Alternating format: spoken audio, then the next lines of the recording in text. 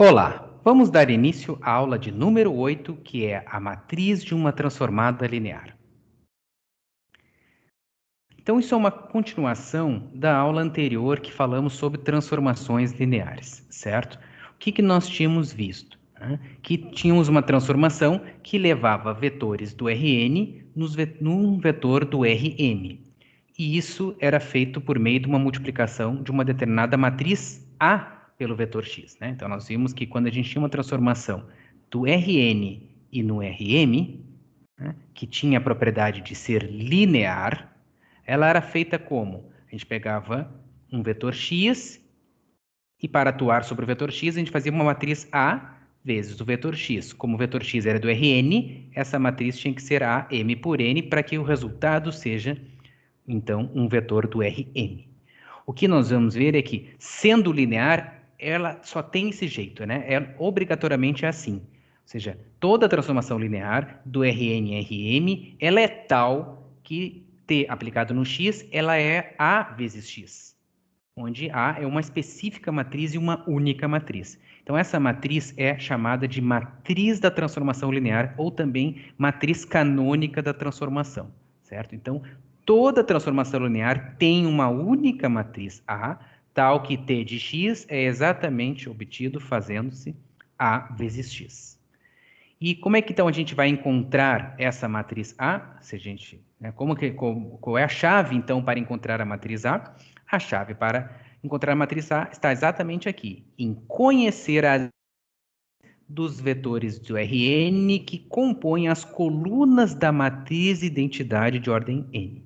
Ou seja, eu teria que saber quais são as imagens dos vetores coluna da matriz identidade, que é aquelas que é 1 e resto 0, né? Que é aqueles vetores que a gente chama de E1, E2, En, certo? Então, essa vai ser a chave. Se a gente souber a imagem desses vetores da identidade, a gente vai saber o de todos.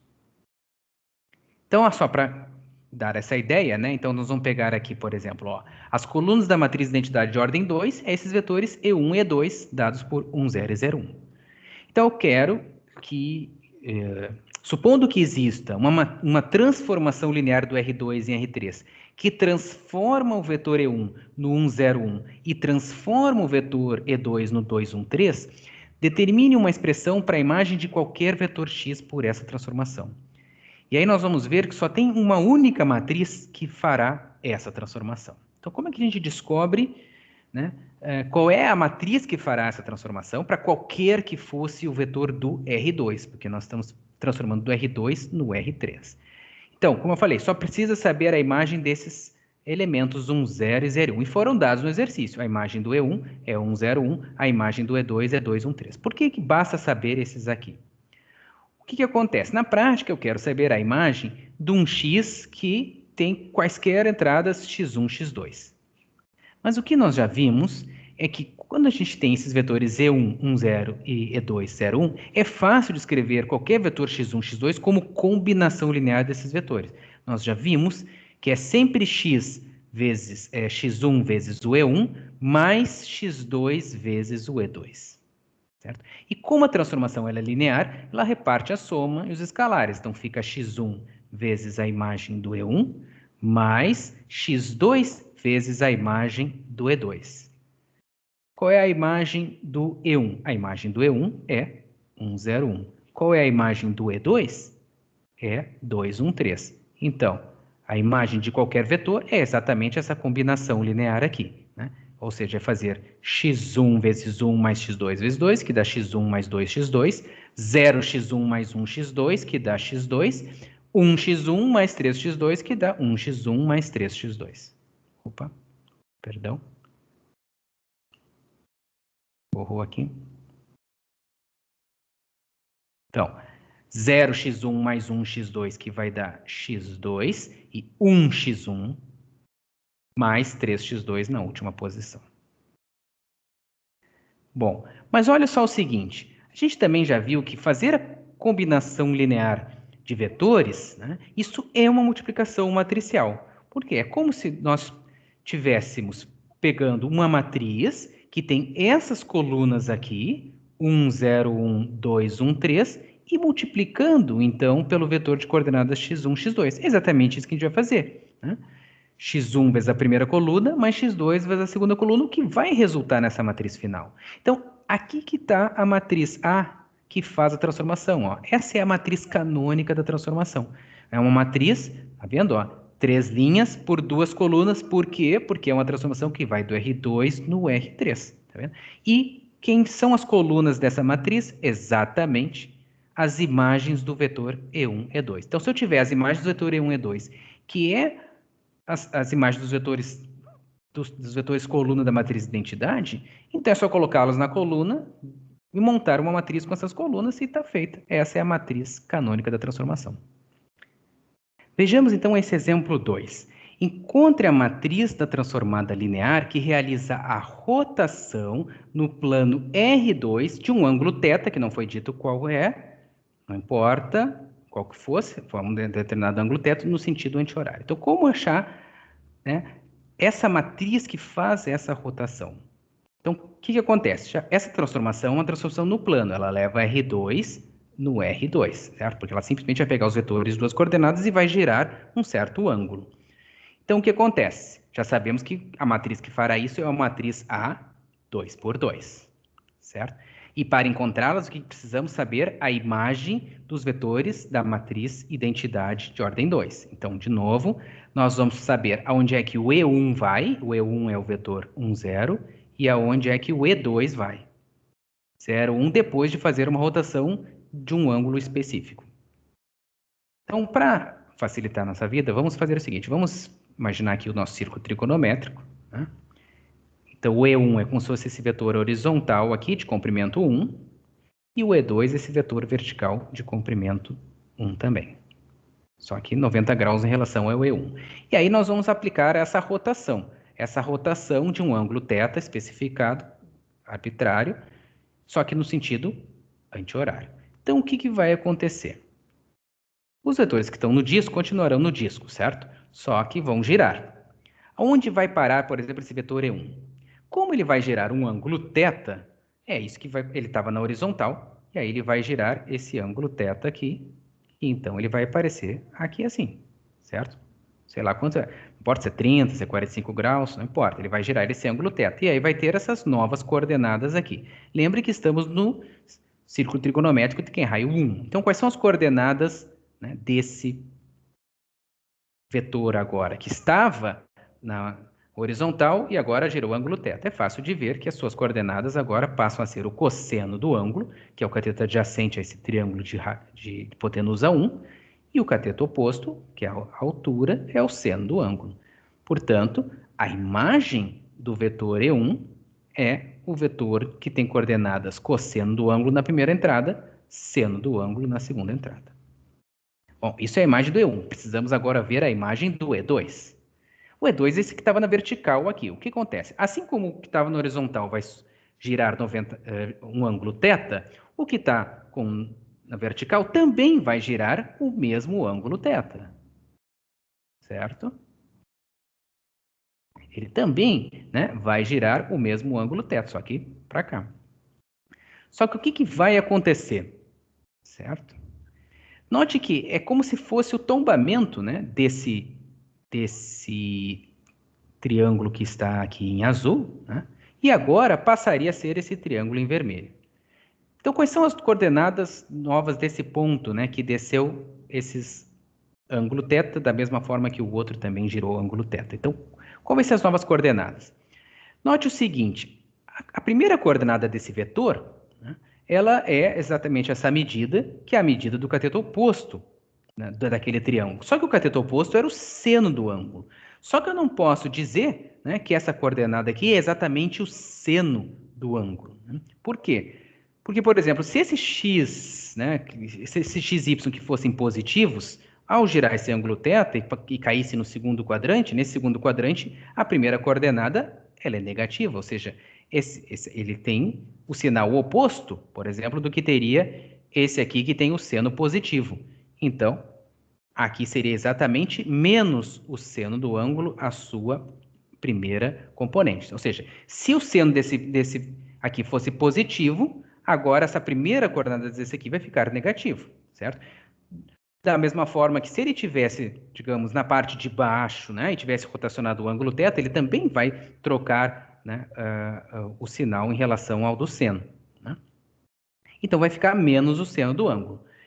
Ao passo que essa segunda componente, né, desse vetor, que é a componente vertical, era o que antes era o cateto horizontal, né? Só que aqui agora não vai trocar, né, o sinal, não vai trocar o sinal desse valor, né? Porque é como, por exemplo, se ele estivesse no primeiro quadrante, girou e caiu no segundo, ele continuaria, então, com essa segunda coordenada positiva. Então, vai ser o cosseno do ângulo.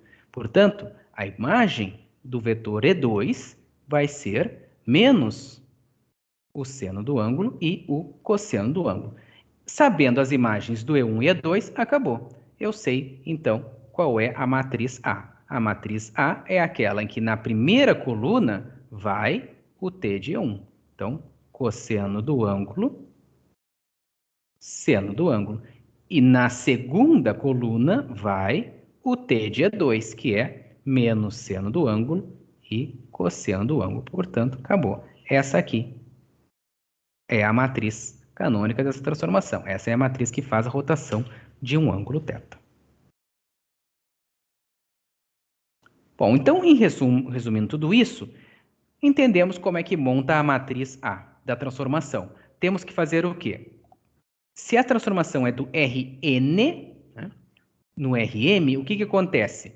Ela vai ter que ter n colunas, certo? Então, ela vai ter exatamente n colunas se ela for uma transformação que vai do Rn. E o que vai nessas n colunas? Vão exatamente as imagens dos vetores E1, E2 e n, que são as colunas da matriz identidade de ordem n. Né? Se é uma transformação que vai do R2, vai ter duas colunas com imagens dos vetores do R2. Se fosse de R3, teria três colunas com imagens dos vetores do R3. 1, 0, 0, 0, 1, 0, 0, 0, 1 e assim por diante, certo? Mas note que não é os vetores colunas da matriz de identidade, é as imagens dos vetores. É o T do E1, o T do E2 até o T do EN. É assim que se monta a matriz canônica da transformação, certo? Bom, então o que acontece? A gente já tinha denominado, né, que todo vetor, né, que é obtido fazendo t vezes x, a gente diz que isso é a imagem do x pela transformação. Então, o conjunto de todos os vetores t de x é dito conjunto imagem dessa transformação, certo? E uma das perguntas era sempre saber quando é que um vetor do contradomínio, né, quando é que um vetor b do contradomínio, ele pertenceria ou não ao conjunto imagem. O que acontece? O que nós vimos é que, como essa matriz da transformação, né, as suas colunas é o T do E1, né, o T do E2, o T do EN, ela vai multiplicar, né, sempre um vetor de n coordenadas, x1, x2, xn. E já vimos que fazer a multiplicação de uma matriz por um vetor, né, é uma combinação linear dessas colunas, das colunas dessa matriz. Ou seja, é x1 vezes o T de E1, né, mais x2 vezes o T de E2, mais pontinhos, mais xn vezes o T de N. Então, nós temos uma combinação linear dessas colunas. Então, qualquer vetor B que, porventura, seja obtido fazendo isso, fazendo a multiplicação dessa matriz pelo x, esse B vai ser combinação linear dessas colunas. Portanto, um vetor B que esteja na imagem dessa transformação, necessariamente, ele tem que estar no espaço gerado por essas n colunas. Ou seja, ele tem que estar no span do T de E1, T de E2, T de N. Então, esse vai ser exatamente o conjunto imagem. O conjunto imagem será o conjunto de todas as combinações lineares dos vetores T de E1, T de E2, T de N. Ou seja, todas as combinações lineares das colunas da matriz da transformação. Então, ou seja, um vetor só terá um vetor B do contradomínio do Rm só estará no conjunto imagem se, somente se, né, ele for combinação linear das colunas, né, que é o caso exatamente quando o sistema for possível, né, para aquele B. E aí, dependendo disso, se ser ou não possível, ter ou não solução, ou ter infinitas ou uma única solução, a gente faz uma classificação das transformações. Então, duas classificações serão importantes, certo? Que é dizer se uma transformação é ou não é sobrejetora e se ela é ou não é injetora. O que cada uma quer dizer? Bom, uma transformação do Rn no Rm, ela é sobrejetora se cada vetor do contradomínio, cada B do Rm, é imagem de pelo menos um x do Rn. Ou seja, todo vetor do contradomínio é um vetor da imagem. Tem que ser um vetor, ele não pode não estar na imagem. Ou seja, a ideia é essa. Se o B está no contradomínio, no Rm, ele obrigatoriamente tem que estar na imagem. Na prática, a imagem tem que ser o Rm, né? Porque todo vetor da imagem é um vetor do Rm, né? Então, na prática, eu estou dizendo isso. Todo Rm é obtido, né, fazendo a combinação linear das colunas daquela matriz lá. Então, é isso, né? Ou seja, não importa, tenho lá o meu Rm, certo? Não importa o B que eu pegue, eu sempre consigo um X que vai nele, né? Não pode não ter nenhum X que não vai nele. Isso quer dizer sobrejetora, porque é sobre todo o contradomínio. Todo o contradomínio é pego pela transformação. Não ficou ninguém de fora. Então, isso é uma transformação sobrejetora. Agora, tem uma outra definição, que é a seguinte, é a de ser injetora. Tem uma sutileza aqui na definição. Olha só, a transformação ela é dita injetora se cada B é imagem de no máximo um x. Qual é a diferença entre esses dois dizeres? O dizer de cima está dizendo que qualquer B é imagem de algum x. Pode até ser de mais de um x que vai naquele B, mas com certeza ele é imagem de algum x. Já a segunda definição está dizendo que cada B seria imagem de no máximo um x, ou seja, se ele for imagem de algum x, vai ser só de um, ou seja, só vai ter um x que vai nele. Não vai ser possível encontrar, digamos, um outro y que vai nele também. Não, isso não vai ser possível. Só um x vai naquele B. Né? Na definição de cima, poderia até ser que um y lá pudesse ir no mesmo x. Poderia acontecer isso. Certo? O importante é que nenhum B fica de fora para ser sobrejetora. Agora, para ser injetora, é no máximo um. Ou nenhum X vai no B, pode acontecer, de nenhum X vai no B, não tem nenhum X que vai no B, mas se tiver um X, só será um. Então, a injetora diz que se tiver solução, só vai ser uma. E aqui, na de cima, está dizendo que sempre tendo solução, uma ou infinitas, não importa. Então, a de cima diz que sempre tem solução e a de baixo não diz que tem sempre solução, mas a de baixo diz que se tiver solução, só tem uma. Vamos, então, ilustrar com um exemplo. Aqui eu peguei uma transformação que vai do R4 no R3, dado por essa matriz canônica. Por que é uma transformação que vai do R4 no R3? Olha a ordem dessa matriz. Se ela é de 4 por 3, ela tem que ser de ordem 3 linhas por 4 colunas, porque ela tem que ser aplicada num vetor de 4 componentes, x1, x2, x3, x4, certo? O resultado, sim, é que vai ser um vetor de 3 componentes. Sei lá, B1, B2, B3. Certo? Então, o que acontece? Será que ela é sobrejetora? Será que eu posso garantir, né, que qualquer vetor do R3 é combinação linear dessas colunas aqui? Então, aqui são, note que aqui está as imagens dos vetores. Ó. Aqui está o T do E1, né? Aqui está o T do E2, aqui está o T do E3, e por último, aqui está o T do E4. Né? São 4 vetores, são 4 colunas. Eu posso dizer que qualquer vetor do R3 é combinação linear dessas 4 colunas? A resposta é que sim. Por quê? Porque eu posso garantir que sim. Então, a gente já vai olhar na própria resolução. Então, se você notar, a matriz, pelo menos como está, ela já está numa forma escalonada, certo? Onde já é possível enxergar os pivôs. Então, eu estou vendo que tem um pivô na coluna 1, tem um pivô na coluna 2, não tem na coluna 3, mas tem na coluna 4. Né? Então, o que acontece? Significa que esses 4 vetores não são todos linearmente independentes, eles são LD. Nós já vimos isso, até porque nós temos mais colunas do que linhas. Sim, os 4 vetores, né, são LD. Então, o espaço gerado pelos 4 é o mesmo que o espaço gerado só por 3. Então, porque como a terceira coluna não tem pivô, é como se eu não precisasse dela, né? Mas tendo a primeira, a segunda e a quarta, eu consigo gerar qualquer vetor do R3. Por quê? Porque eu tenho um pivô em cada uma das suas colunas. Então, como eu tenho 3 pivôs, né, nas colunas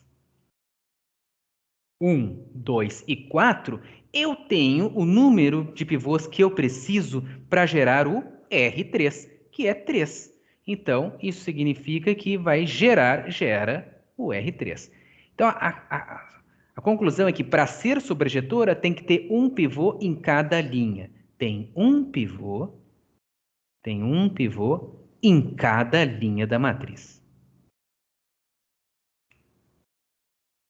Aí acabou. É sobrejetora. Então a resposta é sim, é sobrejetora. Mas será que ela é injetora?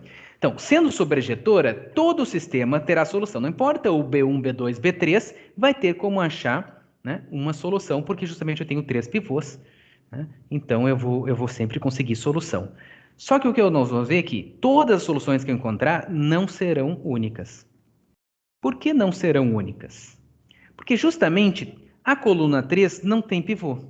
Então, como a coluna 3 não tem pivô, né, a coluna 3 não tem pivô, eu já estou vendo uma variável livre. Então, x3 é livre. Então, eu já estou vendo que vai ter obrigatoriamente uma variável livre. x4 não é livre, né?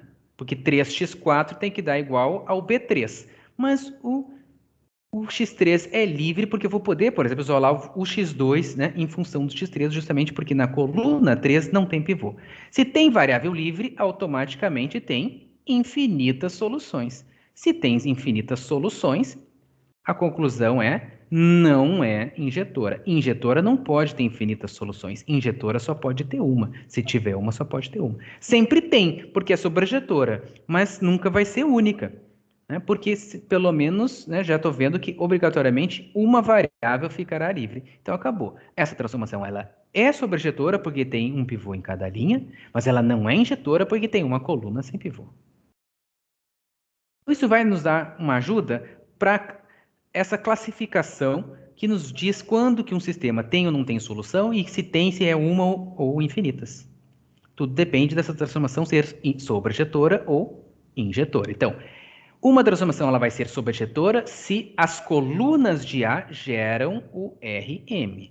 Ou seja, se as colunas de A são capazes de gerar todo o Rm. Para isso, precisa ter M pivôs, certo? Então, tem que ter M pivôs, um em cada linha.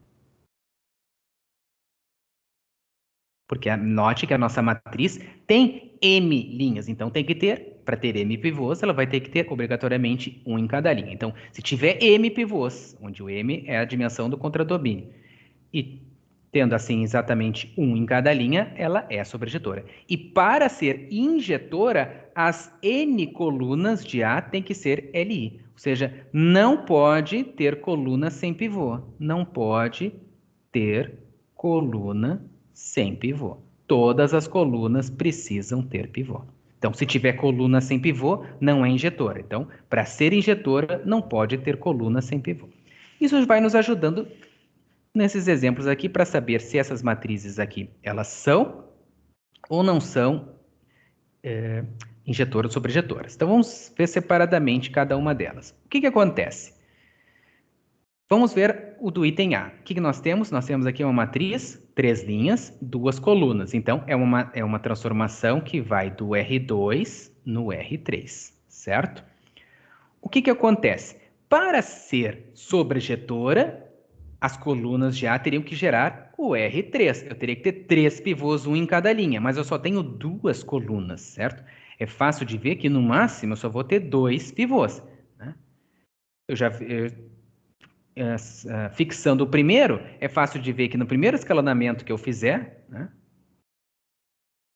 É fácil de ver que no primeiro escalonamento que eu fizer, mantendo a primeira linha, ó, subtraindo uma linha da outra, 1 menos 1, 3 menos 2, né? E 2 vezes a linha 1 menos a linha 3 menos 2 vezes a linha 1 vai dar 0, 0. A forma escalonada reduzida é essa aqui. Eu já vou ver que eu vou ter pivô na linha 1 e pivô na coluna 2. Então, é fácil de ver que as colunas de A são linearmente independentes. Lembra que como é só duas, também já sabemos que vetores são LI se não forem múltiplos. Como 2, 3, 4 não é múltiplo de 1, 1, 2, as duas colunas são LI. Então, é injetora. Agora, é sobrejetora? Para ser sobrejetora, precisaria ter M pivôs, porque é uma transformação que vai do R2 no R3. Mas é impossível, né, de ter 3 pivôs, uma vez que ela só tem 2 colunas. O máximo que eu poderia encontrar é um pivô em cada coluna, não tem mais coluna. Então, não tem como, né, as colunas de A gerarem um R3. No máximo, elas vão gerar um plano de R3. Então, na verdade, o espaço gerado, né, pelas colunas, digamos, A1, A2, não é todo o R3, porque eu só tenho duas colunas, eu precisaria de 3 pivôs. Então, não é sobre. Então, essa aqui não é sobrejetora. Vamos ver agora essa segunda matriz aqui.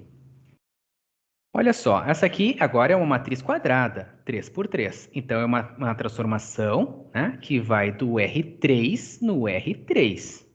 Bom, para ser sobrejetora, eu teria que ter 3 pivôs, de novo, um em cada linha, certo? É fácil de ver que essa aqui não vai ter, de novo, um pivô em cada... não tem como ter um pivô em cada linha, né? Por quê? Eu já consigo ver que a segunda linha ela é um múltiplo da primeira, ou seja, no primeiro escalonamento que eu fizer, né, eu só vou conseguir ter o pivô da linha 1 e o pivô da linha 2, que vai estar, no caso, na coluna 3, né? E não vou ter pivô na terceira linha, porque vai zerar na primeira vez que eu fizer o escalonamento. Então, já estou vendo que ela não é sobrejetora, de novo. Porque o máximo de pivôs que eu consigo é 2. Só que, diferentemente do que aconteceu naquela primeira, essa aqui também não é injetora. Por que também não é injetora? Porque note o seguinte, né? Olha onde foi aparecer, né, o pivô da linha 2. Foi aparecer na terceira coluna. Então, a segunda coluna não tem pivô. Eu tenho uma coluna LD, no caso com a primeira, múltipla da primeira, igual à primeira. Então, ela não é injetora. Tá vendo? Então, tendo uma coluna sem pivô, e é o que não podia acontecer, acabou. Não é injetora. Por fim, essa última matriz, o que acontece? Note que essa aqui já veio escalonada, ó. Como ela já veio escalonada, ela tem um pivô em cada coluna, em cada linha. Para ser sobrejetora, tem que ter um em cada linha. Tem um em cada linha? Tem. 3 pivôs, um em cada linha. Então, essa é a sobrejetora. Ficou alguma coluna sem pivô? Não, né? Porque como ela é quadrada, ao ter um pivô em cada linha, ela tem um pivô em cada coluna. Então, as 3 colunas são LI, né? As 3 colunas são LI. Então, como as 3 colunas são LI, isso implica que é injetora. Então, nesse caso, ela é sobrejetora, porque tem um pivô em cada linha, e ela é injetora porque tem um pivô em cada coluna. Certo? Então, com isso, eu vou encerrando essa aula sobre transformadas lineares. Então, sugiro a vocês que façam os exercícios da seção 1.9 do livro da quarta ou da quinta edição. Lembrando que na segunda edição é a seção 1.8. Desejo, então, bons estudos para todos e até uma próxima.